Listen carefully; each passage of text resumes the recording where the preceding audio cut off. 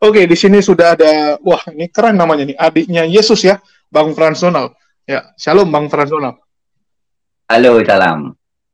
Oke ya, Salam. dan salah satu orang yang selalu pede ya dengan perbedaan dan tidak pernah istilahnya jadi minder dan malu, ya salah satunya nih kalau saya lihat di dunia debat adalah Bang Frans Donald gitu ya, yang mau dikata-katain gimana pun ya tetap pede gitu dengan pendiriannya sendiri, yang penting tidak krisis identitas. Mungkin tanggapannya Bang Frans Donald melihat orang-orang sekarang yang banyak ya, istilahnya krisis dengan identitas, takut ya, takut diejek, takut dibilang beda gitu. Ya, silakan Bang Frans Donald. Oke, baik. Pertama-tama saya sapa dulu semuanya. Salam jumpa lagi bersama saya. Salah satu saudaramu, ya, saudara Anda semua yang ada di muka bumi ini. Salah satu dari bagian dari energi ilahi yang sedang menjelma menjadi manusia, memakai raga dari unsur alam semesta. Oke, langsung saya jawab apa yang dinyatakan oleh Bang Yunus tadi ya, bahwa memang krisis identitas atau orang tidak percaya diri itu terjadi adalah faktor utamanya, penyebab utamanya adalah tidak mengenal siapa dan apa jati dirinya. Ya. Jadi kalau Bang Julius dan teman-teman mungkin yang dekat sama saya tahu banget saya begitu percaya diri, begitu pede. Kenapa? Karena saya sudah sangat tahu siapa hakikat diri saya. Siapa, apa, dan bagaimana diri saya ini. Nah, sehingga kalau orang sudah kenal siapa dirinya, maka dia tidak akan terlalu gampang tersantet atau terpengaruh oleh kata-kata atau suara-suara sesuatu dari luar dirinya. Ya, jadi banyak orang, ada 1 juta, 1 triliun orang pun mengatakan Frans Donald gila, goblok, bla bla bla bla dan sebagainya. Itu sudah tidak ngaruh bagi saya. Ya, karena saya sudah betul-betul tahu siapa dan apa diri saya ini. Ya, sehingga kesadaran saya tahu siapa dan apa diri saya ini tidak perlu legitimasi atau pengakuan dari orang lain. Ya, karena sudah jelas cetowelo-welo siapa saya dan apa diri saya. Nah, itu. Jadi sekali lagi, setiap orang, siapapun Anda, kalau sudah betul-betul tahu diri Anda, siapa diri Anda berasal dari mana, susunannya apa saja, bahan penyusunnya apa saja, hakikat dan substansi sejatinya diri Anda apa, Anda pasti akan sangat percaya diri. Tidak akan gampang sedikit-sedikit baper, apalagi dikit-dikit malu, ya, sedikit-sedikit tersinggung, itu nggak akan. Itu yang pertama. Kemudian yang kedua, tadi membahas apa? Tentang disebut bidat ya, atau dituduh orang sebagai sesat ya, dituduh orang sebagai berbeda atau dianggap ya intinya sesat lah. Jadi semua nabi 100% ya. Artinya semua itu artinya 100%. Semua orang yang pernah dinabikan, sebelum dinabikan oleh kelompok atau golongan tertentu, orang itu pasti disebut sebagai penyesat, penipu, bidat, gila, dan semacamnya. Semua. Mulai dari zaman Musa, Nuh. Nuh dianggap gila. Nuh ketika memberitakan kepada orang-orang bahwa bertobatlah. Karena kalau kamu tidak bertobat akan ada banjir besar. Akan ada bencana banjir besar. Maka Nuh mulai membuat bahtera. Mempersiapkan. Anda bayangkan ketika Nuh mulai membuat bahtera dari kayu gofir itu, tetangga-tetangganya mengatakan Nuh gila. Nuh, hari gini mau ada banjir besar, banjir dari Hong Kong. Air dari mana? Mikir Nuh, mikir. Gila lu, Ndro. Nabi Nuh dikatakan begitu oleh banyak orang. Tapi Nuh terus tahu. Nuh terus melakukan pekerjaannya. Karena dia sangat kenal siapa dan apa dirinya. Dan dia tahu siapa sang pencipta yang menyuruh dia untuk memberikan peringatan itu. Nabi itu kan artinya, Nabi itu dari bahasa Ibrani ya, Nevi. Artinya adalah pemberi peringatan, penyampai peringatan, atau pemberi arah, petunjuk arah. Maka ada istilah navi, navigator, navigasi itu petunjuk. Orang-orang yang hadir sebagai pemberi petunjuk, pemberi arahan atau pemberi peringatan, itu pasti hadir di suatu masyarakat yang sedang kacau. Ya, jadi kalau di Yahudi kan ada banyak dikirim nabi-nabi. Banyak sekali nabi-nabi di Yahudi. Mengapa? Karena bangsa Israel kan dulu dikatakan sebagai bangsa yang tegar tengkuk, bangsa yang keras kepala, bangsa yang bejat, bangsa yang rusak, bangsa yang morsal. Jadi jangan bangga jika di suatu bangsa ada banyak nabi. Bangsa yang ada banyak nabinya itu adalah bangsa yang rusak sebenarnya. Karena banyak perlu dikirimi pemberi peringatan. Nah, kalau sudah baik-baik saja, oke-oke, damai-damai, tidak perlu pemberi peringatan. Tidak perlu diutus seorang navigator atau nabi. Tidak butuh. Ya. Nah, sehingga ketika kondisi masyarakat sedang kacau balau, kemudian dikirim oleh pemberi peringatan atau nabi, ya maka pasti si pemberi peringatan itu akan dimusuhi banyak orang. Dituduh sebagai bidat, ajarannya ajaran baru, ajaran tidak benar, ajaran yang berbeda. Jadi mereka sudah nyaman dengan kerusakan, sudah hidup nyaman dengan kekacauan, tiba-tiba muncul seseorang yang ingin memberikan peringatan atau memberitahu kebenaran. Nah, tentu saja satu orang benar di antara jutaan orang yang kacau balau itu, maka yang dianggap gila ya satu orang itu. Maka setiap nabi pasti dianggap gila. Itu siapapun, mau Nabi Musa, Elia, Yesaya, Yeskiel, Yesus, Nabi Isa, Nabi Muhammad, ya semua nabi ketika muncul selalu dianggap gila. Jadi saya mau garis bawahi ya teman-teman yang sering menuduh saya dan teman-teman saya sebagai gila, sebagai sesat, sebagai bidat, sebagai pengacau gereja, pengacau kekristenan. Hati-hati loh. Perlakuan kalian tuh seperti memperlakukan saya seperti nabi.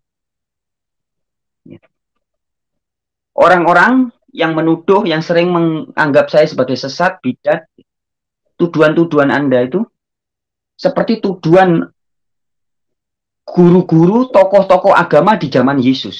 Ketika Yesus datang, Yesus oleh guru-guru agama di zamannya.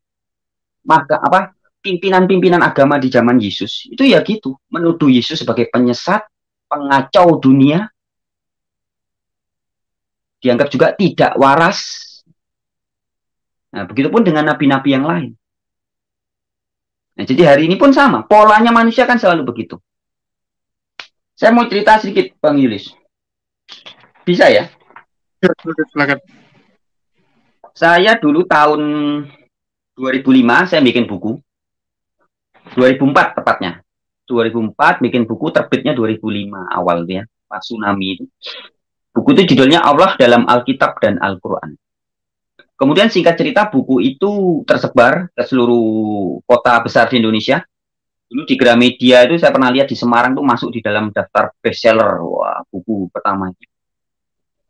Nah, kemudian buku itu sampai dibaca oleh Esra Soru, pendeta di NTT, Kupang. Nah, singkat cerita Esra Soru membuat tanggapan berhari-hari di Jawa Post Group di NTT sana. Nah, kemudian pimpinan redaksi Jawa Post Group di NTT, koran Timor Express namanya ya, Jawa Post Group di NTT itu, mengontak saya. Karena di setiap buku saya itu selalu ada nomor HP, nomor telepon saya ya. Saya dikontak sama pimpinan redaksinya, pimretnya, Bapak Yusak Riwurohi namanya. Saya disuruh memberikan tanggapan. Saya sempat beritakan tanggapan, tapi singkat cerita semakin panas ternyata. Suasana di sana panas di NTT, dan saya banyak menerima ancaman. Akhirnya Esra Soru mengajak saya debat terbuka. Saya disuruh datang ke Kupang. Semua biaya, dengan janjinya Esra bahwa semua biaya pesawat, hotel, semua akan dibayari. Saya suruh datang ke sana. Nah, karena pada saat itu saya sangat semangat. Saya masih muda, masih berapi-api ya semangatnya. Saya mau berangkat. Tapi ketika beberapa minggu setelah dihubungi Esra itu, dan kita belum tentukan jadwal debatnya kapan, tiba-tiba ada seseorang menghubungi saya. Namanya Bapak A.G. Hatsarmawit Neti. Dia memperkenalkan diri sebagai penulis buku juga, ya, dan dia memang penulis buku, ada beberapa buku tulisannya dia. Dia seorang guru bahasa Inggris dan juga guru bahasa Indonesia di NTT sana. Nah, singkat cerita, Pak Neti itu menghubungi saya dan dia mengatakan demikian. Pak Frans Donald, tolong jangan dilayani tantangan Esra untuk debat di NTT. Jangan sampai Anda datang ke Kupang. Kalau mungkin mau debat di Surabaya atau di tempat lain, silakan. Tapi Anda jangan sampai datang ke Kupang. Loh, kenapa Pak Neti? Ya, karena Anda bisa dibunuh kalau sampai Anda datang ke sini. Dia bilang gitu. Sangat berbahaya untuk keselamatan Anda. Nah, kemudian saya berpikir-pikir dan beberapa teman di Semarang juga mengatakan hal yang serupa. Terlalu beresiko, ya. Karena pernah terjadi di daerah mana itu? Bukan di NTT, pokoknya di daerah Indonesia bagian timur. Karena cuma gara-gara ada orang di satu gereja Katolik, orang makan hostinya di hosti itu kan, apa nah, hosti itu ya, komuni itu kan nggak boleh kena lidah. Itu ada orang yang nggak ngerti katanya masuk langsung dimakan, dikunyah gitu aja, orang itu digebuki katanya, dianggap menghina. Nah, apalagi jika saya seorang penolak Trinitas sampai datang ke Kupang, bisa-bisa dibunuh nanti. Kira-kira begitu. Nah, kemudian saya ingin tahu lebih dalam, loh, Pak Neti ini sebenarnya siapa? Nah, ternyata Pak Neti itu menceritakan dirinya, mengaku bahwa sebenarnya saya adalah omnya Esra Soru. Jadi Pak Neti, A.G. Hatsarmawit Neti mengaku sebagai pamannya Esra Alfred Soru. Dan beberapa bulan kemudian ternyata terjadi perdebatan panas ya antara Pak Neti, Hatsarmawit Neti, dengan Esra Alfred Soru dan gurunya Esra Alfred Soru, yaitu Budi Asali. Nah, sampai itu perdebatan itu berbulan-bulan. Perdebatan itu dimulai sekitar bulan pertengahan 2008. Dan sama Pak Neti sempat dibukukan. Saya mendapat fotokopiannya seperti ini. Bisa dilihat ya. Polemik antara A.G. Hatsarmawit Neti dan Pendeta Budi Asali MDiv. Ini gurunya Esra. Dan Esra Alfred Soru.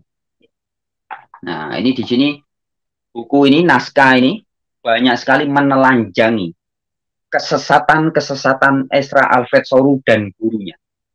Dan di tulisan-tulisannya ini yang sangat emosional, Budi Asali dan Esra Alfred Soru ya, ngamuk-ngamuk, mencak-mencak ya.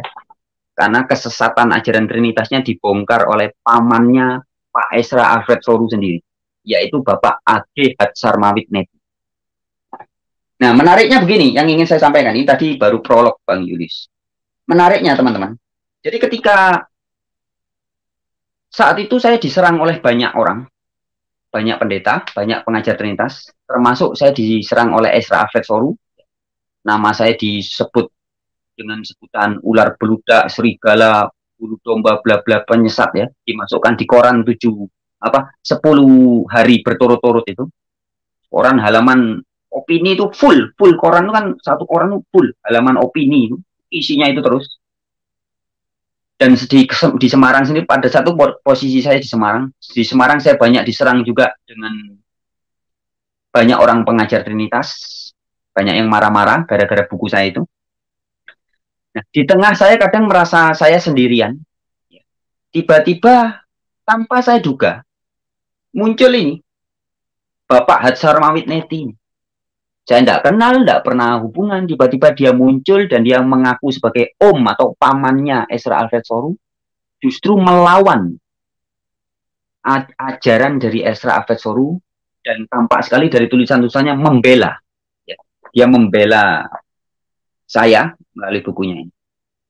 Nah, itu yang pertama. Dan yang kedua, hampir di waktu yang bersamaan, yaitu di tahun 2007, ketika serangan banyak datang kepada saya, tiba-tiba di Semarang ada satu majalah Crescendo namanya, majalah denominasi lintas agama, dan juga Yayasan Gemah Kasih ya, yayasan interdenominasi, kumpulan denominasi beberapa gereja itu di Jawa Tengah, Yayasan Gemah Kasih mengadakan acara seminar besar, seminar akbar. Seminar itu menghadirkan 4 narasumber dari Protestan 1 pendeta Dri Broto Sudarmo, dan 3 pembicara dari Katolik. 2 Romo, yang satu ini pastor atau Romo Tom Jacobs, Serikat Jesuit ya, SJ, guru besar emeritus lulusan Roma, ahli bahasa Yunani, Ibrani, Belanda karena dia orang Belanda ya, bahasa Indonesia juga, bahasa Inggris. Nah, yang kedua adalah Profesor Dr. Bono Wiratmo, ini juga Romo Bono, orang Katolik. Dan yang ketiga adalah Bapak Hortensius Florimon Mandaru, SSL gelarnya ya, lulusan Roma juga. Ini sampai sekarang masih aktif di Lembaga Alkitab Indonesia sebagai pembina penerjemah Lembaga Alkitab Indonesia. Nah, menariknya, saya sempat hadir di acara itu hari Sabtu ya. Hari Sabtu tanggal 27 April, kalau enggak 27, 28 April 2007. Ketika saya datang itu saya ketar-ketir. Ya saya pikir, waduh, ini jangan-jangan pasti mengcounter buku-buku apa hal-hal yang saya sampaikan selama ini. Tapi saya sangat terkejut, terkaget-kaget ya, karena sejak awal mulai sekitar jam 10, sekitar jam setengah 11 tuh mereka mulai membacakan makalahnya. Saya terkaget-kaget karena ternyata yang disampaikan oleh 3 narasumber, yaitu yang Katolik semua itu, Romo Tom Jacobs, SJ, Romo Profesor Dr. Bono Wiratmo, maupun Hortensius dari Lembaga Alkitab Indonesia. Ternyata justru, dalam tanda kutip ya, merangkul atau bisa dibilang mendukung apa yang saya sampaikan. Dari awal Romo Tom tegas mengatakan bahwa Trinitas bukan ajaran Alkitab. Romo Bono juga mengatakan, bahkan menantang gereja-gereja, ya, kalau gereja-gereja berani meninggalkan Trinitas, silahkan. Dan Romo Bono mengatakan bahwa saya lebih memilih bahasa Alkitab daripada bahasa dogma Trinitas. Ya, Romo Bono tegas mengatakan, Romo Tom juga begitu tegas mengatakan, Yesus adalah jalan menuju Allah. Allahnya itu ya Bapa itu, Yesus itu jalan, bukan Allah yang Maha Kuasa. Begitupun dari Lembaga Alkitab Indonesia, Pak Hortensius mengatakan tegas, mengatakan bahwa Paulus tidak pernah mengajarkan Yesus adalah Allah. Paulus tidak pernah mengajarkan Yesus Allah itu Trinitas, tidak pernah. Allahnya Paulus itu hanya Bapa. Tegas mereka mengatakan hal yang sama. Hanya pendeta Dri aja yang berbeda. Dia tetap mengatakan bahwa Yesus itu 100% Allah, 100% manusia. Nah, artinya dalam kondisi saya didesak dari banyak orang, tiba-tiba muncul dalam tanda kutip tangan-tangan Tuhan, pertolongan-pertolongan dari alam semesta ya, yang justru membela saya. Ya, ketika saya diserang oleh Ezra Soru, justru yang membela saya adalah pamannya Ezra Alfred Soru. Nah, ketika juga saya dan teman-teman di Semarang diserang oleh banyak orang dari golongannya Bambang Nucena dan sebagainya, tiba-tiba orang dari luar yang tidak ada hubungannya dengan kami, tiba-tiba mengadakan seminar yang justru setelah seminar ketahuan, kesimpulan para pembicara itu justru mendukung apa yang saya dan teman-teman Unitarian pahami. Nah, begitupun dengan zaman now ya. Zaman now ini, terus terang saya berterima kasih juga dengan teman-teman yang mau memberikan room seperti Bang Julius, kemudian ada juga Bang Palen ya, dan yang lain-lainnya. Yang memberikan kesempatan ya, atau memberikan pengabaran, pemberitaan tentang keberadaan Unitarian di Indonesia ini ya. Di tengah hiruk pikuk carut marut perdebatan dunia internet yang banyak orang mulai berpikir atau menyangka, sempat menyangka bahwa Kristen pasti Trinitas. Trinitas identik dengan Kristen. Kristen identik dengan Trinitas. Nah, dengan memberinya kesempatan kepada saya, Pak Beni Irawan dan teman-teman Unitarian lainnya untuk diundang ke sana, diundang ke sini untuk membuat seperti perbincangan seperti saat ini ya. Ini memberitahu seluruh dunia, khususnya di Indonesia ya, bahwa ternyata Kristen sama sekali tidak identik dengan Trinitas. Justru dalam banyak video dan kesempatan yang diberikan kepada saya bisa membuktikan bahwa Kristen yang asli, Kristen yang sesuai dengan ajaran Alkitab, baik di Kisah Para Rasul maupun di dalam kitab keempat kitab Injil, sama sekali bukan Trinitas. Nah, sehingga ketika mulai muncul orang yang membidat-bidatkan, menuduh saya sebagai bidat, sebagai sesat dan sebagainya, orang mulai bisa melihat dan orang mulai bisa tersadarkan, terbuka pikirannya bahwa istilah atau dituduh bidat itu sudah biasa, ya.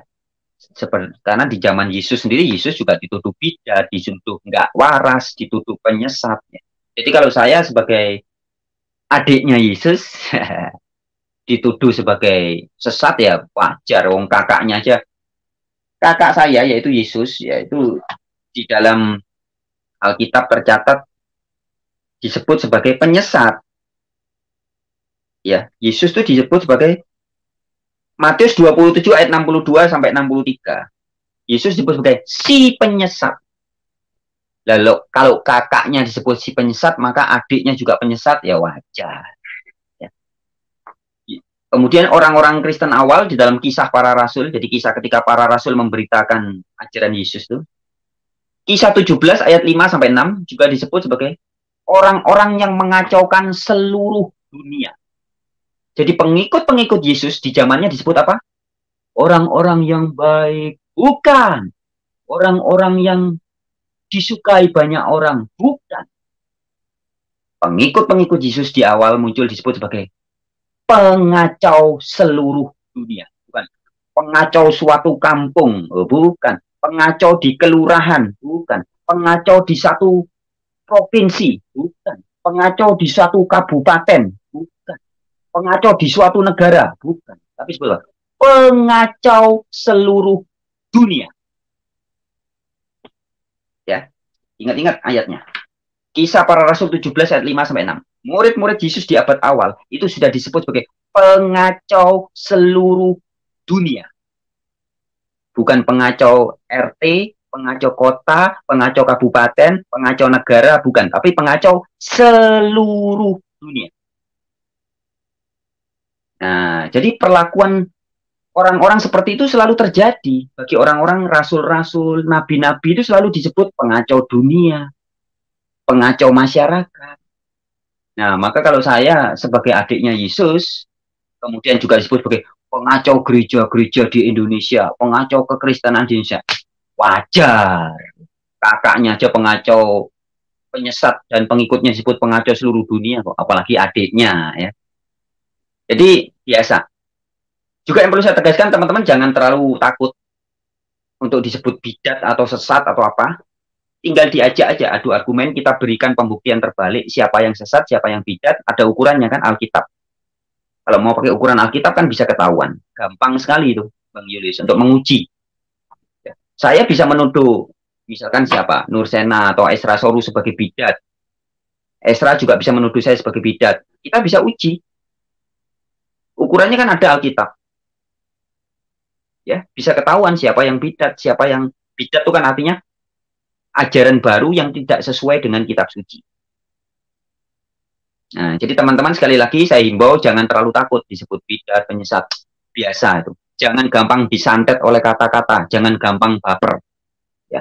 Kalau Anda sudah betul-betul yakin dan kenal siapa diri Anda, dari mana berasal, untuk apa hidup nih, Anda pasti tidak akan gampang baper, gampang mudah. Masa baru dibilangin bidat langsung waduh termehek-mehek, nggak bisa tidur. Wah, baru dibilang sesat. Sesat itu kan cuma suara, cuma kata-kata. Kata-kata yang masuk ke telinga kita, kemudian otak kita memberi makna dan kemudian langsung termehek-mehek. Tidak ada satupun kata-kata di muka bumi ini yang bisa mempengaruhi Anda kalau bukan Anda sendiri yang memberi makna terhadap kata-kata itu. Anda mau dibilang bajingan, gigolo, tengik, pelacur, penjahat, apapun, itu kan hanya sebuah kata-kata dan suara.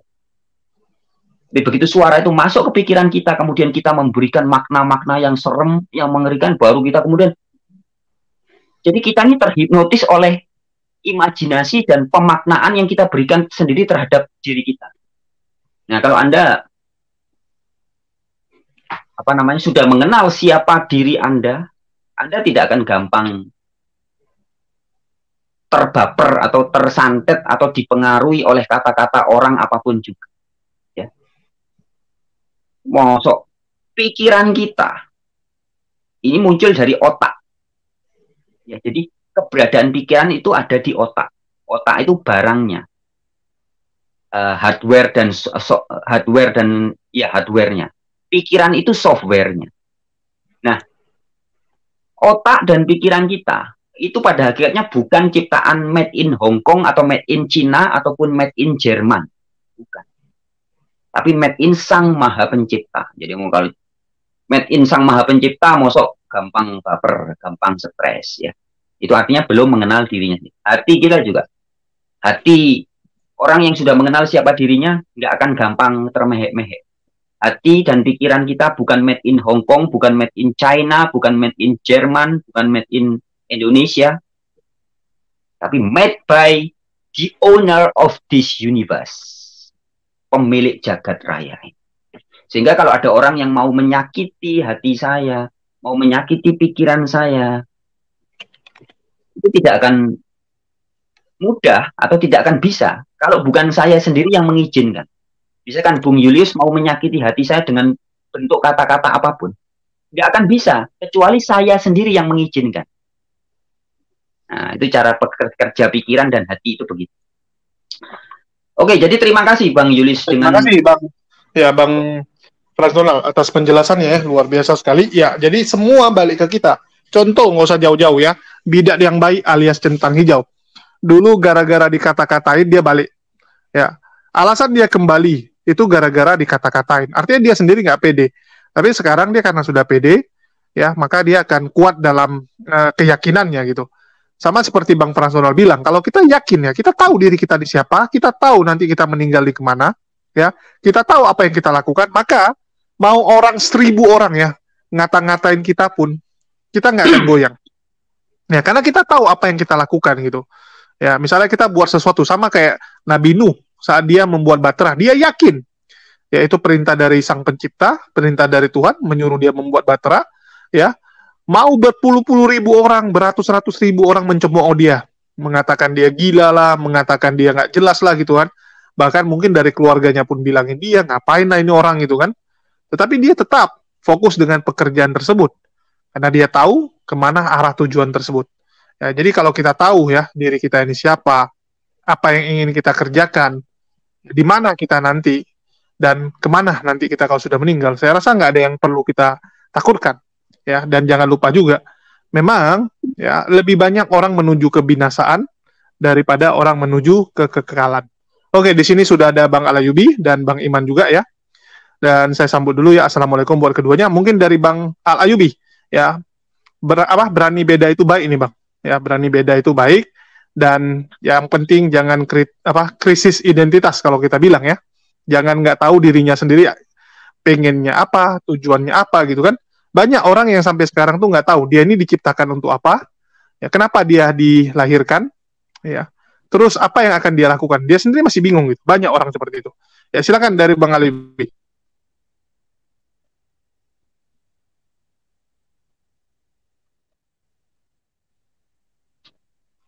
Ya, Bang Alayubi jaringannya lemot sesuai dengan namanya.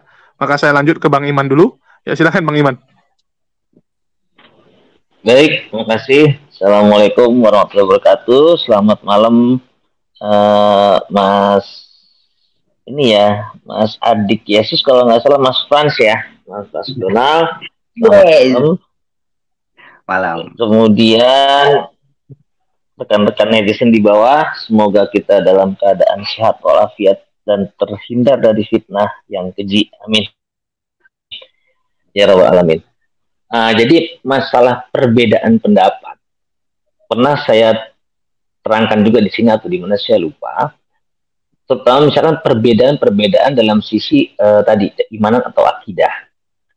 Itu biasanya kan orang mengatakan bahwa dia bid'ah, sesat gitu kan. Memang kalau dari literatur yang pernah saya terangkan juga bahwa kata bidat atau bid'ah itu dari bahasa Yunani kuno, itu memang pada prinsipnya adalah artinya sebuah perbedaan pendapat. Jadi yang namanya kita menafsirkan sesuatu, misalnya ya, yang sering terjadi menafsirkan sebuah kitab suci, itu saya rasa hal-hal yang lumrah dan wajar saja. Kenapa? Karena tadi benar bahwa kita ini diciptakan oleh Tuhan. Gitu loh. Jadi yang perbedaan itu benar, jangan sampai kita tidak tahu siapa diri kita. Jadi kan kalau saya bicara misalkan masalah ayat A, penafsirannya begini, sedangkan saya penafsiran begini. Nah, itu yang dicocokkan. Makanya ketika sebuah argumentasi atau tafsiran dalam satu frame agama, ketika deadlock ataupun itu di luar agama, maka satu-satunya jalan keluar untuk menyelesaikan deadlock itu tentu dengan ilmu pengetahuan dan sains. Artinya semua itu masuk nggak di akal pikiran kita sebagai manusia yang saat ini.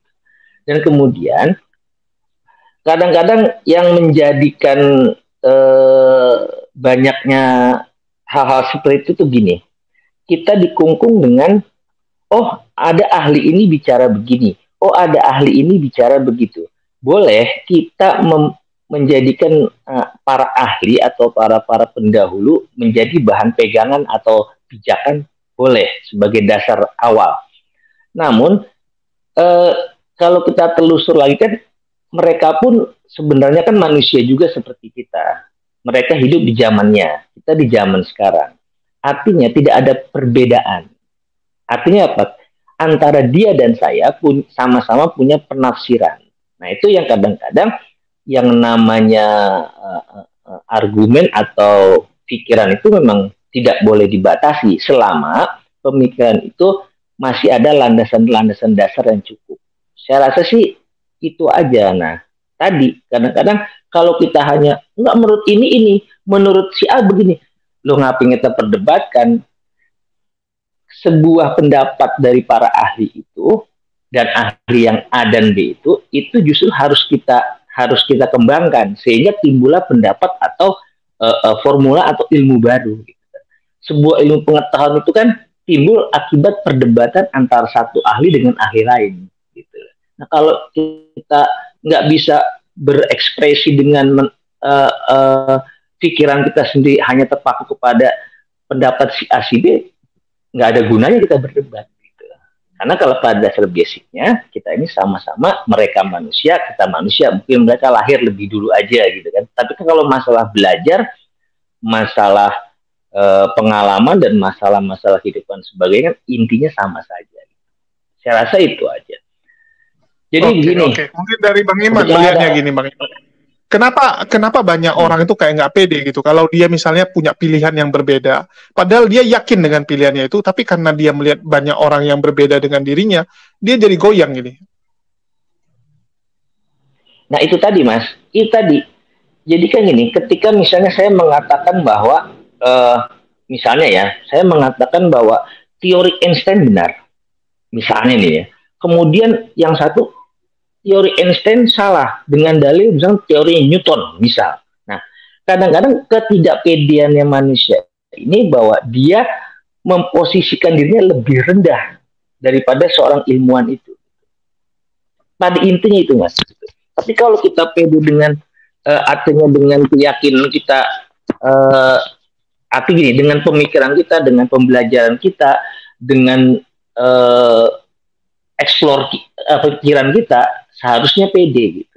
Seharusnya pede. Nah, saya amati dalam kehidupan dunia ilmu pengetahuan, kadang-kadang tadi, jadi orang ini nggak pede ketika misalkan ada pendapat A, pendapat B, orang itu merasa levelnya lebih bodoh daripada si penemu itu. Gitu. Kan perbedaan hanya kita dengan si peneliti kan gini perbedaannya. Peneliti dibiayai kan untuk meneliti kan. Kita tidak, hanya itu perbedaan, gitu kan. Tapi kalau urusan pengalaman, pembelajaran, kalau kita terkungkung pada itu ya tadi yang Mas Jul bilang, nggak pede itu. Bolehkah saya berbeda pendapat dengan pendapat katakanlah misalnya Imam A? Boleh dong, karena saya juga punya penafsiran, saya pelajari itu dengan situasi dan kondisi. Asal memang tidak boleh keluar dari pakem-pakem, artinya sampai hal-hal yang terlalu ekstrim gitu. Nah, misalnya seperti di teman-teman kita Kristiani ada perbedaan-perbedaan, di Islam juga ada perbedaan-perbedaan sama. Jadi dan itu memang diberikan Tuhan kepada kita untuk berpikir. Kan intinya kita ingin mencari kebenaran paling benar kan. Kan intinya itu kan. Jadi dengan itu wajiblah kita mencari, karena tujuan akhir kita ke akhirat kan. Tujuan kita ujung-ujungnya surga kan. Gitu. Tapi ada dasar-dasar tertentu, terutama misalkan di kitab suci dan lainnya, ada dasar-dasar pakem-pakem tertentu gitu. Makanya waktu itu pernah saya bilang gini, misalnya nih, saya berpendapat begini, saya dari perspektif Islam saja ya, misalnya. Coba kita ini sebentar ya, dari perspektif Islam. Coba lihat kisah daripada Nabi Isa alaihissalam dengan kisah Nabi Yahya. Coba perhatikan, ceritanya sama persis. Gitu loh. Nah, tapi kita di Islam, di Muslim, kita tidak menjadikan Isa sebagai Tuhan. Kenapa sih bilang persis? Kita lihat. Nabi Isa alaihissalam dilahirkan dari seorang wanita yang solehah namanya Maryam. Oke. Nabi Yahya, ini konstruksinya ya, Nabi Yahya dilahirkan oleh istri daripada Nabi Zakaria, saya namanya lupa itu. Lupa namanya.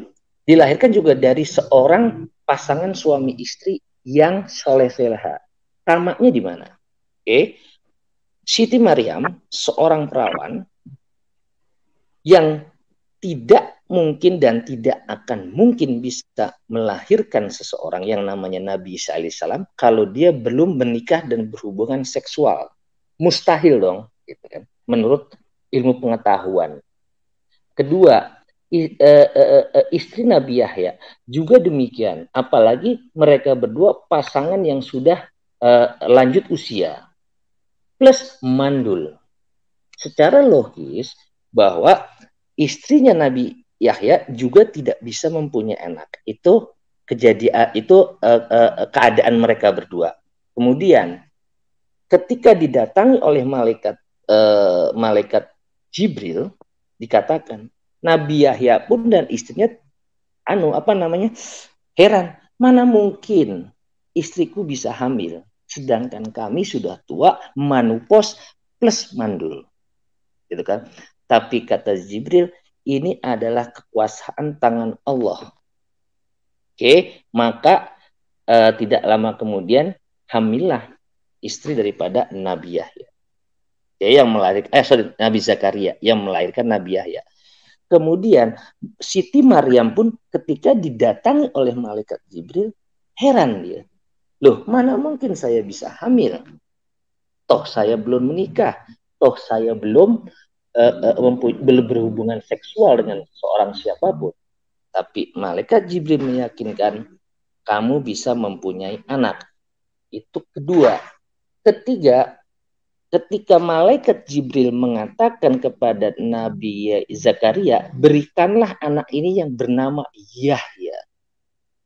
Begitu juga ketika Jibril datang ke Siti Maryam, berilah nama anak ini adalah Isa. Oke. Nah, karena di Islam ini kita sepakat bahwa dua manusia ini jaraknya tidak jauh. Dan kejadian benar-benar melalui mukjizat atau benar-benar campur tangan langsung Allah Subhanahu wa Ta'ala kepada mereka. Gitu. Karena kita beragama, selain beriman juga kita harus berakal, maka kita tidak menunjuk mereka sebagai katakanlah Tuhan. Dan memang tidak di Islam ya. Begitupun Nabi Yahya. Artinya linier. Kalau misalnya Nabi Isa dikatakan Tuhan oleh umat Islam, Nabi Yahya pun harus. Kenapa? Karena persis sekali ceritanya. Silakan dicek. Cuma bedanya tadi satu sudah bersuami, satu belum. Tapi ingat, yang bersuami dalam keadaan tua renta, kemudian juga dalam keadaan manupos dan dalam keadaan hamil. Gitu. Nah, itu kan suatu perbedaan. Kalau itu sudah perbedaan antar frame ya, antar kita dan tetangga sebelah. Nah, saya tidak tahu seperti itu kenapa. Harusnya kalau misalnya satu dijadikan sesuatu yang lebih dari manusia, maka Nabi Yahya pun harus dilebihkan jadi sesuatu manusia yang lebih dari manusia. Tapi kalau di Muslim, dua-duanya didudukkan dengan kedudukan yang sama menjadi seorang Nabi dan Rasul. Gitu kalau dari perspektif Islam. Oke, terima kasih Bang Saya Iman. tidak mau campuri perbedaan antara rekan-rekan dari Tritunggal dan rekan-rekan dari Unitarian. Kalau saya sih melihatnya itu fairnya, kalau dia dilebihkan dari yang lain sebagai manusia, Nabi Yahya pun harus dilebihkan dari yang lain. Kalau saya tidak salah literasi, kalau di agama teman-teman itu yang bernama adalah Yesus, yang satu bernama Yohanes. Oke, siap. Makasih Bang Iman. Saya rasa itu Mas dari saya. Oke, ya, kita fokus balik ke temanya ya, yaitu tentang berbeda itu baik.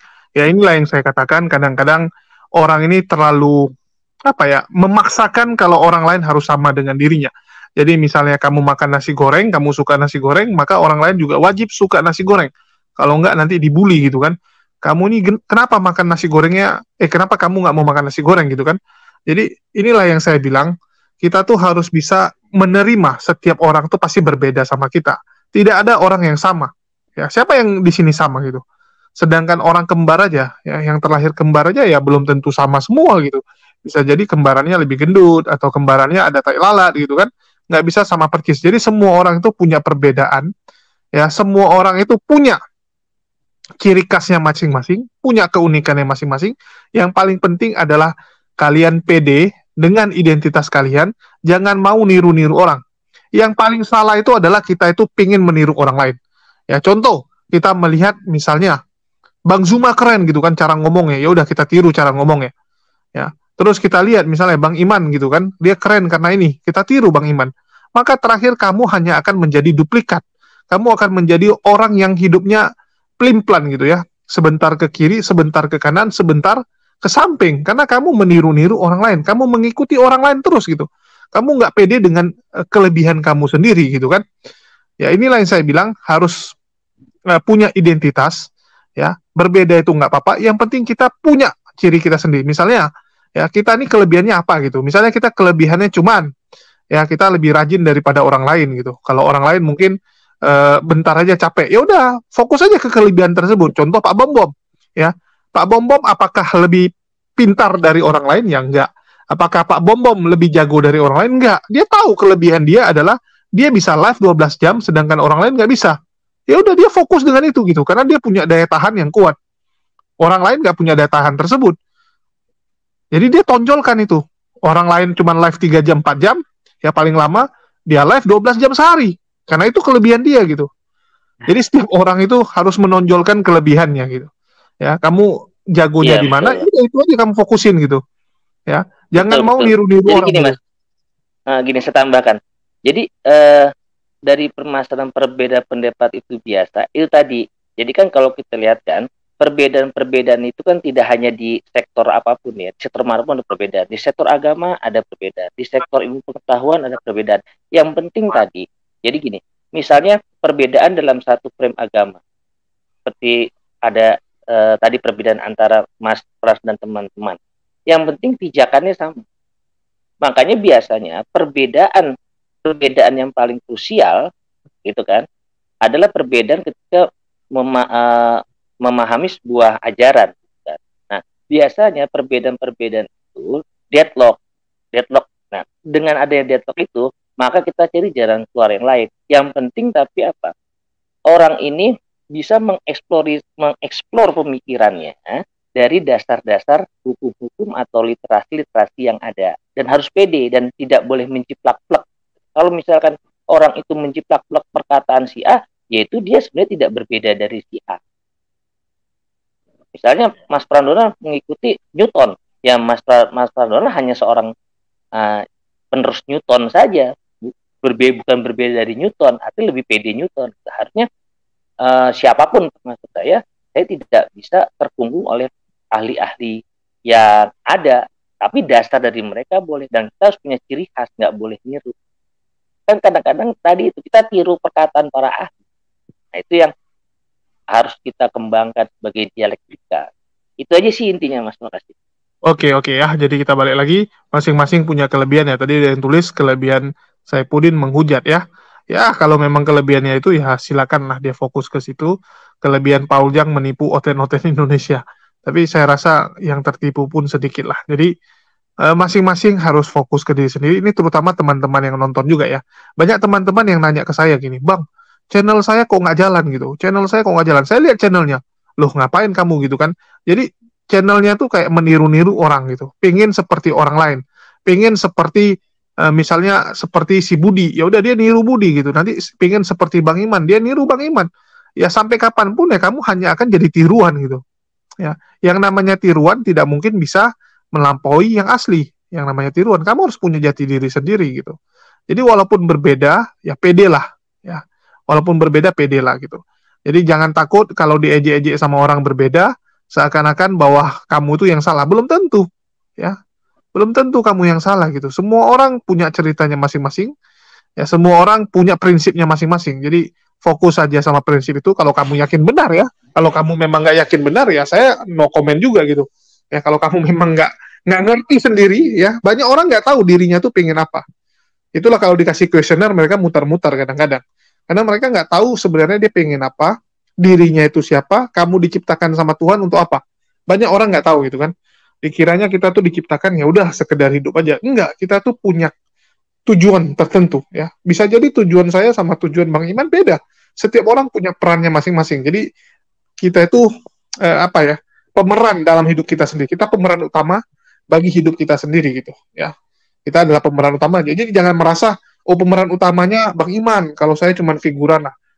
Kalau enggak saya cuma pelengkap penderitaan. Enggak. Setiap manusia itu adalah pemeran utama dari kisah hidupnya masing-masing ya. Itu aja yang ingin saya tambahin dari Bang Fransona. Ada yang mau tambahin kelebihan Rudi Yohanes sebagai penjilat. Ya memang itu kelebihan dia. Oke, saya akan terima kasih ya buat semua, Mas Bang Iman juga, Bang Yudis. Iya, jadi intinya kan di pengenalan diri ya, teman-teman semua. Saya mau katakan, siapapun Anda ya, siapapun Anda beragama apapun, Anda percaya Tuhan ataupun ateis, sadari dah bahwa diri Anda itu satu-satunya. Saya kasih contoh misalkan Bang Iman di sini ya. Sebelum Bang Iman yang sekarang ikut StreamYard ini lahir di dunia ini, sudah ada orang namanya Iman banyak, ratusan juta mungkin sebelumnya. Dan setelah Bang Iman ini lahir, ada juga banyak lagi, lebih banyak lagi. Tetapi Bang Iman yang sekarang sedang di StreamYard ini, cuman satu-satunya di dunia. Sebelumnya tidak pernah ada, dan sesudahnya juga tidak akan pernah ada lagi yang sama persis. Jadi artinya siapapun Anda dan saya, kita ini benar-benar sangat unik dan satu-satunya. Kalau pakai istilah saya katakan ini sebuah karya dalam tanda kutip mujizat dari sang pemilik jagat raya ini. Jadi siapapun Anda adalah bagian dari alam semesta yang diciptakan oleh Sang Maha Pencipta yang sangat luar biasa. Hakikat substansi kita adalah energi ya. Saya kalau ngomong nanti terlalu panjang lebar, tapi intinya kita semua berasal substansinya adalah sebuah energi yang kemudian tubuh kita dengan DNA yang berbeda-beda, tapi tersusun dari 4 unsur alam yang sama. Dari unsur-unsur yang ada di tanah yang kemudian menjadi padi, jadi gandum, jadi kentang, wortel, buah-buahan yang dimakan oleh orang tua kita. Anda dan saya sebelumnya kita adalah bentuknya hanya sperma dan ovum. Kemudian secara ajaib bisa menjadi cigot, jadi embrio, jadi cigot, dan jadi janin. Dan jadi bayi, dan sekarang bisa cengengesan kayak gini. Bisa ketawa-ketawa, bisa pikiran, bisa berpikir. Otaknya cuma satu, tapi bisa berpikir macam-macam. Mata cuma 2, bisa dipakai buat melihat segala sesuatu. Kalau ngelihat warna biru, nggak harus diinstal warna biru dulu. Mau ngelihat pemandangan, nggak harus install pemandangan, nggak perlu. Ya, kemudian mau melihat apapun tidak harus diinstal langsung, padahal matanya cuma 2. Kemudian telinga juga cuma 2, bisa buat mendengar berbagai frekuensi nada dan suara. Mulut cuma 1, bisa buat makan, buat jilat, buat nyium, bisa buat ngomong. Artinya sahabat-sahabatku, saya mau memberitahu atau mengingatkan, bukan memberitahu ya, mengingatkan aja bahwa diri kita, setiap kita ini sebenarnya sangat amazing. Maka ada kata-kata kalau barang siapa mengenal dirinya sendiri, sudah tahu dirinya ini sebenarnya apa, dia pasti akan mengenal Sang Pencipta atau mengenal Tuhannya. Dan kalau Anda sudah nyaman dengan diri Anda, sudah betul-betul kenal, sadar bahwa tangan saya ini sebuah keajaiban. Pikiran saya, mata saya, telinga saya, lidah saya, kerongkongan paru-paru, jantung, ginjal, dan semuanya ini, kaki saya dan segala sesuatu ini, penis saya, vagina saya, semuanya sebagai sebuah keajaiban. Maka Anda akan sangat menikmati diri Anda sendiri, nyaman dengan diri sendiri. Nah, kalau sudah nyaman dengan diri sendiri, menjadinya sangat pede, sudah kenal. Kita ini sebagai raga, sebagai manusia ini sangat sementara. Tetapi yang sementara ini luar biasa kalau kita mengenalnya dan bisa mengeksplor. Jadi mengeksplor itu jangan hal-hal yang di luar diri. Boleh mengeksplor hal-hal di luar diri, pasangannya, suaminya, istrinya, pacarnya, anaknya, dan sebagainya. Mengeksplor alam semesta boleh. Tapi lebih penting Anda harus mengeksplor dan mengenal siapa diri Anda sendiri. Sampai menemukan bakat-bakat pribadi. Tadi seperti disampaikan oleh Bang Julius ya. Setiap orang sudah memiliki bakat dan keunikan dan kelebihan masing-masing. Ya, talenta masing-masing. Talenta masing-masing. Orang mudah mengenal itu akan asik, enjoy. Jadi akan sangat menikmati dirinya. Tidak gampang kita mungkin lihat sesuatu di luar diri. Oh, Bang Julius keren ya. Oh, Pak ini keren ya. Tapi ya sebatas itu. Tidak ingin menjadi orang lain. Tidak ingin menjadi dirinya seperti orang lain. Mengagumi orang lain. Anda mengagumi Nabi Muhammad, mengagumi Yesus, mengagumi Bung Karno, mengagumi ini. Boleh. Tapi kalau Anda sudah sadar siapa diri Anda tidak akan kagumnya, tidak akan berlebihan. Nabi Muhammad punya jalan hidupnya sendiri. Yesus punya jalan hidupnya sendiri. Saya, Anda, setiap kita punya jalan hidup kita sendiri. Yang tidak bisa dilalui oleh orang lain. Tidak bisa. Saudara kembar, kan? Kembar identik pun tidak bisa menjalani jalan hidup yang sama. Nah, kalau orang sudah sadar tuh, jadinya bisa sangat selalu bersyukur setiap hari. Tidak kepingin jadi orang lain, mensyukuri jiwa, raga, dan segenap tubuhnya ini. Dan jadinya bisa gampang menikmati kehidupan. Kemudian apalagi ya yang ingin saya tambahkan? Ya intinya itu aja ya teman-teman. Jadi, terus contohnya gini, ini sekaligus saya mau ngomong. Beberapa orang sering menganggap saya dimanfaatkan ya. Saya dimanfaatkan oleh Hidayah Mualaf Channel, dimanfaatkan oleh orang-orang Islam. Nah, itu kan apa ya, cara pandang yang sangat kerdil ya. Kalau ada orang mengatakan bahwa saya dimanfaatkan siapapun, saya mengatakan saya bersyukur. Ya, kalau ada orang yang bisa mendapat manfaat dari saya. Karena ada juga terus sebaik-baiknya manusia adalah manusia yang bermanfaat bagi orang lain. Jadi kalau ada orang merasa bisa memanfaatkan saya, biasanya kan orang tidak mau, oh jangan sampai saya dimanfaatkan. Kalau saya kebalikan, cara berpikirnya jadi terbalik. Saya justru bersyukur kalau ada orang bisa memanfaatkan saya. Silahkan ekspor dan manfaatkan saya. Sakarepmu. Ya, jadi sudah tidak ada copyright-nya. Tidak ada copyright orang mau. Karena saya sudah sadar diri saya ini milik alam semesta. Rambut saya ini loh bukan punyaku. Jumlahnya dari bayi ngek sampai tua segini aku tidak pernah tahu. Wajah saya bukan milik saya. Tangan saya, jantung saya, seluruh jiwa ragaku. Bahkan nafasku bukan milikku. Nah, jadi sudah rasanya enak kalau kita sadar seperti itu. Dan biarlah menjadi manfaat. Anda mau merasa memanfaatkan saya seperti apa? Mau dimanfaatkan untuk hal buruk, hal baik, itu sudah bukan urusan saya. Sudah nothing tulus. Yang penting Anda merasa memanfaatkan saya, silahkan. Masing-masing orang sudah mendapat karmanya nanti. Kalau mau memanfaatkan saya untuk hal buruk, ya dia akan menuai hal-hal yang buahnya tidak akan beda dengan yang dia tanam. Kalau dia mau memanfaatkan hal yang positif, ya dia juga akan menuai hal-hal yang sesuai dengan yang dia tanam. Nah, jadi seperti itu ya. Saya merasa, saya juga gini. Jadi saya kasih contoh. Anda tidak akan mendapat manfaat apapun dari sesuatu yang Anda benci. Ya. Jadi kadang orang misalkan benci dengan orang kaya gitu. Melihat orang kaya iri, melihat orang kaya jengkel karena merasa iri. Maka Anda tidak akan bisa menikmati kekayaan orang itu. Baru melihat aja sudah stres. Anda yang benci dengan Prabowo misalkan, Anda tidak akan bisa mendapat manfaat dan rasa syukur dari apa yang dilakukan Prabowo. Anda yang benci dengan Joko Widodo, sudah kadung benci. Joko Widodo melakukan hal apapun, Anda nggak dapat manfaatnya. Dapatnya rasa sakit hati, jengkel, rugi.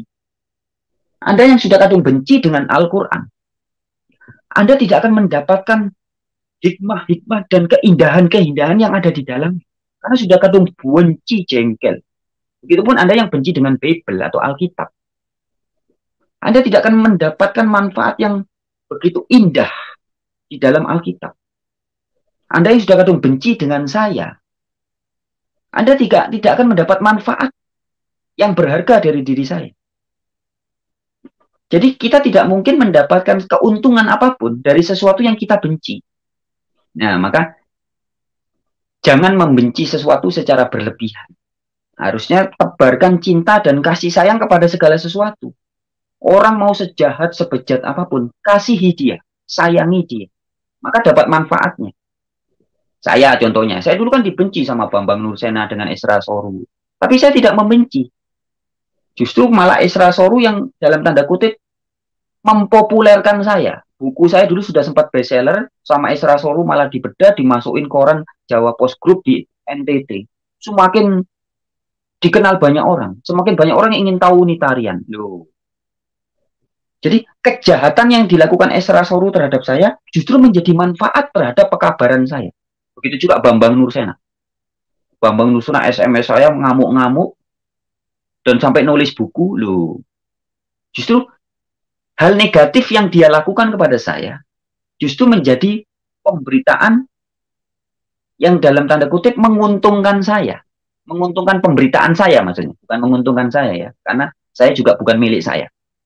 Nah, jadi intinya kalau kita selalu membuka hati untuk berpikir positif terhadap segala sesuatu. Bentuknya mau kebaikan, keburukan, hitam, gelap, terang, apapun selalu ada sisi positif. Maka Anda pasti bisa menikmati dan mensyukuri dan mendapat manfaat. Itu hal-hal yang di luar diri kita. Tapi kepada hal yang di dalam diri kita sendiri. Jika Anda betul-betul memahami siapa dan apa diri Anda pasti akan senantiasa bersyukur setiap hari. Bangun tidur bersyukur, waktu mandi bersyukur, makan bersyukur, kerja kongko bersyukur, nonton YouTube bersyukur, week bersyukur, ngelakuin apa aja selalu penuh dengan syukur. Nah, jadi bisa bilang, oh my God, nikmat Tuhan apalagi yang hendak kita dustakan. Dicaci maki orang, wow bersyukur. Wah, orang-orang kayak saya kan gitu. Saya dicaci maki, dibidat-bidatkan sama orang, wih, keren ya. Saya adiknya Yesus. Orang-orang memperlakukan saya bagaikan nabi. Nabi kan semua dicaci maki. Saya seolah-olah dinabikan oleh mereka. Loh, jadi positif kan. Tapi kalau saya tidak bisa menerima realita itu, saya jadinya dongkol, dibilang bidat stres, dibilang ngamuk, wah, rugi. Ya, nikmat yang begitu banyak di dunia setiap hari tidak terasa, karena ketutup dengan kesetresan itu. Tapi kalau kita selalu sukacita, happy ya, orang mau memberikan hal negatif loh, nyampe ke kita malah jadi alhamdulillah wa syukurillah. Orang rencana jahat kepada kita, begitu nyampe ke kita, malah jadi keindahan bagi kita. Ada hikmah-hikmah positifnya. Wah, kalau tak lanjut terus nih, saya sudah ngomong gini, nggak kepengen berhenti, Bang Yulis. Oke, segitu aja, Bang Yulis. Sekali lagi terima kasih. Ya. Saya mau kasih, Bang. Ya, silakan Bang Frasolo. Kan udah malam juga. Ya, tadi ada juga yang nanya ya. Makasih, Bang. Ada yang nanya, apa manfaat dari Cindy Pauljang yang bisa kita ambil? Banyak yang bisa kita ambil gitu ya. Saya udah bilang ya, adanya si Pauljang ini membuat kita melatih kesabaran. Itu yang pertama, melatih kita untuk jadi lebih bersabar. Terus yang kedua, ya dengan adanya Pauljang, ini membuka mata teman-teman kita di sebelah, ya, yang di agama sebelah, untuk sadar ternyata agamanya sendiri itu tidak sebaik yang mereka pikirkan selama ini. Kalau selama ini kan dia berpikir, wah yang jahat itu Islam, Islam kejam, Islam yang tukang marah-marah orang. Begitu lihat si Pauljang, mereka jadi tahu, ternyata agama kita pun samanya. Ya ternyata agama kita pun jahat seperti itu. Ya, jadi banyak gunanya. Ya, kita jangan lihat dari negatifnya aja. Kalau kalian lihat negatifnya aja, ya kalian nggak akan bahagia. Hidup kalian tuh ya akan sedih gitu. Ya, setiap masalah yang menimpa kita ada hikmahnya. Ya, ada hikmahnya. Contohnya, misalnya apapun yang menimpa saya, ya saya bisa lihat gitu. Misalnya saya lagi kena masalah. Dari situ saya bisa belajar mana yang namanya teman, mana yang namanya orang yang hanya pura-pura jadi teman kita. Ya, jadi di situ kita bisa belajar. Ya, banyak yang bisa kita pelajari gitu. Kalau mau lihat positifnya, tapi kalau mau lihat negatifnya ya kita renungin aja gitu kan. Jadi kesal gitu kan, dendam sama orang. Ya banyak yang kita lihat di dunia debat ini pun dia membawa dendam gitu, membawa dendam kesumat ya. Misalnya benci dengan seseorang, maka dia akan benci gitu terus kan. Seakan-akan apa ya? Seakan-akan hidupnya itu memang terobsesi dengan orang tersebut. Nah, kita sering melihat ada pendebat tuh yang kayak terobsesi dengan satu pendebat. Saya sampai bingung gitu, kayak Walabu ya, dia terobsesi dengan Bang Zuma. Jadi apapun yang Bang Zuma yang lakukan, dia akan lihat gitu, dia akan ngintip. Saya sampai lihat, ini ngapain nasi Walabu ini ya? Maka hidupnya nggak akan bahagia, karena dia mencoba meniru dari orang yang nggak dia suka itu. Dia akan mencoba menjadi lebih baik yang dari orang yang dia nggak suka. Ngapain gitu? Ya kita syukuri semua gitu. Ya kita syukuri semua. Ya contoh misalnya banyak yang hujat saya, ya artinya saya terkenal gitu kan. Ya sekarang channel-channel lain kalau bahas HMC ya, bahas Julius, wah naik view-nya gitu kan. Ya bagus gitu. Ya saya pun senang gitu. Berkat saya mereka bisa dapat makan. Ya berkat saya mereka bisa jadi lebih baik kan gitu aja. Ngapain gitu? Kita pusing-pusingin. Ya artinya ya ambil positifnya aja lah selalu. Contoh nih bidat yang baik. Walaupun dia dihina bidat, dia ketawa aja nih, mukanya smile ya. Ya shalom untuk bidat yang baik. Masih baik atau udah jahat? Mas Julius, saya bisa sebentar Oke. Saya mau izin juga. Nah, jadi gini, pertanyaan Mas tadi itu menarik tuh. Yang kalau Paul Zhang itu apa yang lebih manfaatnya? Itu pertanyaannya keren banget. Bagi saya keren. Ya. Jadi gini, berbeda pendapat boleh.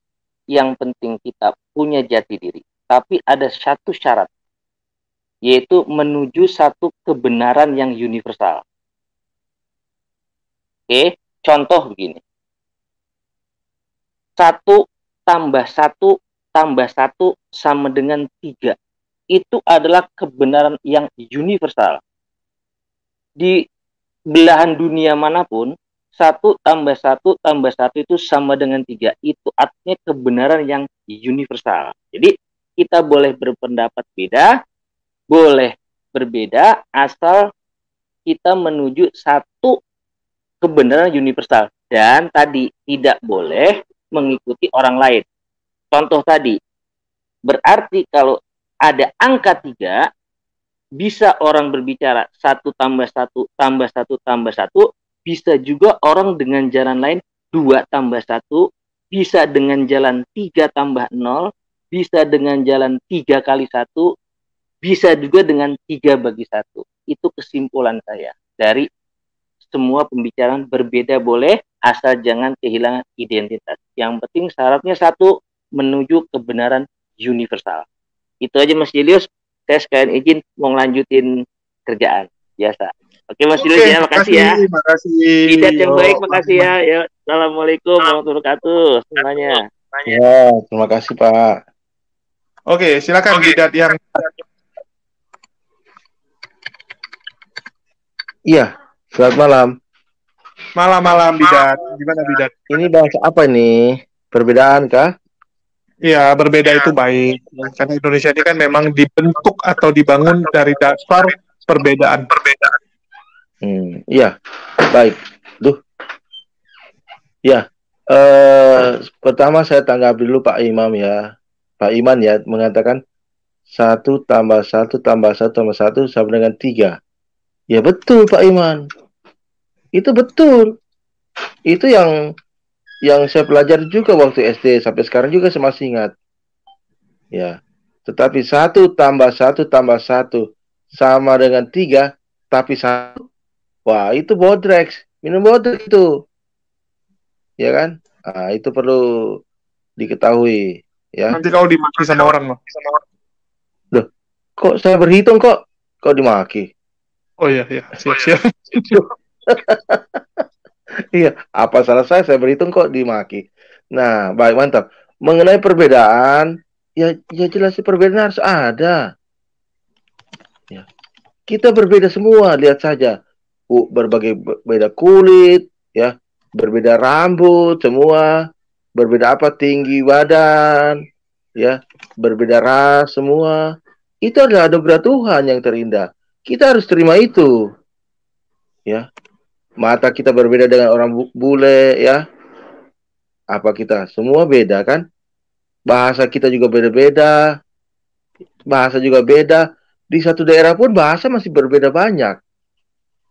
Nah, kita harus mensyukuri itu anugerah terindah dari Tuhan. Itulah perbedaan yang mesti kita terima. Beragama juga beda, ya tidak masalah. Soal keimanan itu tergantung hak pribadi kita. Misalnya saudara Julius beragama Muslim, ya saya beragama Kristen, ya tidak masalah. Ya, apa masalahnya? Tidak ada masalah. Berbeda memang gitu, harus terima berbeda. Ya, kalau sama semua kan lucu juga. Ya, lucu. Misalnya satu dunia nih, ya kita laki-laki semua, atau perempuan semua, atau rambut itu semua, dulu semua, keribu semua, kan tidak. Berbeda supaya kita tahu, oh mereka ini dari negara ini, dari bangsa ini. Ada perbedaan. Begitupun juga dengan agama. Ya berbeda, itu nggak masalah berbeda. Hanya kita harus menjaga toleransi.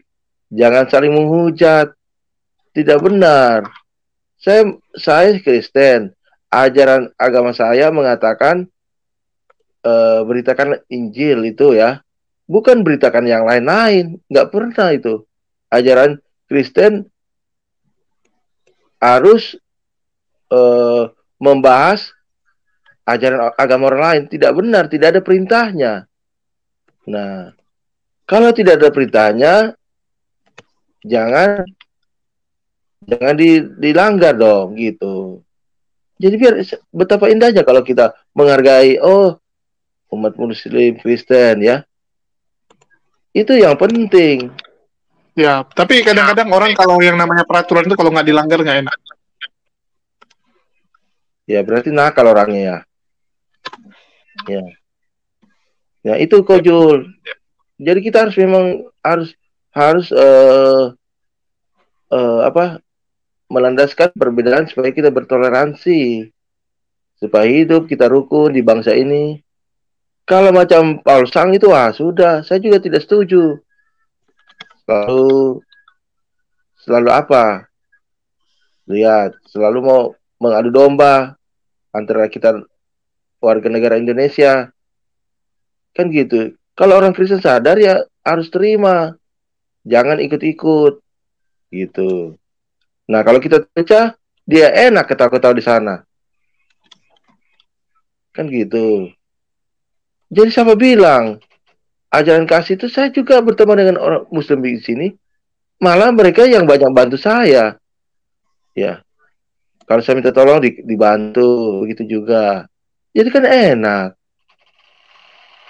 Ya.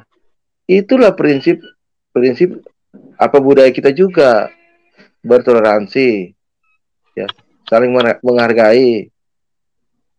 Saya rasa kalau kita semua pemahaman seperti ini, kita damai, enak kita menjalani hidup di negara Republik ini. Ya. Malah lebih bagus banyak orang beda, biar nggak rebutan juga kita. Kenapa? Semua lebih bagus banyak perbedaan, biar ini kalau nanti misalnya agama saya yang benar, nggak banyak saingan aku masuk surga. Kamu pun enak gitu, kalau surga kamu yang benar kan saingan kamu dikit gitu. Ya, lebih bagus gitu daripada banyak-banyak nanti kita bagi-bagi rame-rame di situ. Kalau ajaran kami kan di rumah bapakku banyak tempat tinggal, ya banyak pasti, ya banyak. Nah, ya saya kan tidak bicara apa ya perbedaan. Jadi tidak bicara tentang kebenaran masing-masing. Kita saling menghargai saja, gitu. Oke. Jadi teman-teman saya mengimbau jangan ya silakan.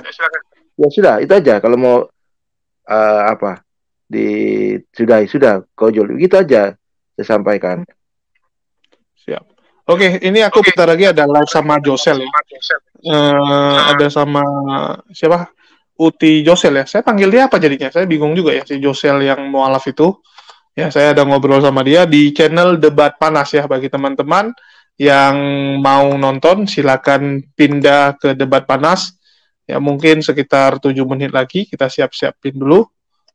Ngobrol malam. Ya. Oke, itu aja sih bagi teman-teman ya. Jangan lupa juga di subscribe channel Debat Panas dan juga jangan lupa juga ini si Bidat yang Baik juga ada channel ya. Tapi saya nggak tahu nama channel itu apa. Bidat yang Baik.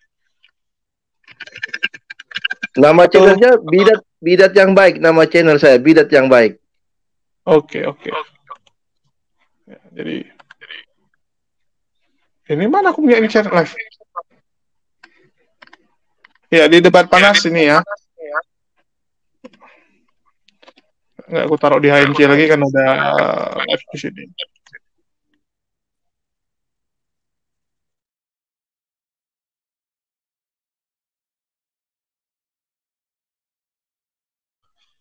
Ya ini ya, bagi yang belum subscribe silakan di subscribe ya di channel Debat Panas. Kita ada ngobrol malam dengan Josel bentar lagi ya, sekitar 6 menit lagi. Makasih buat teman-teman yang udah nyimak di HMC.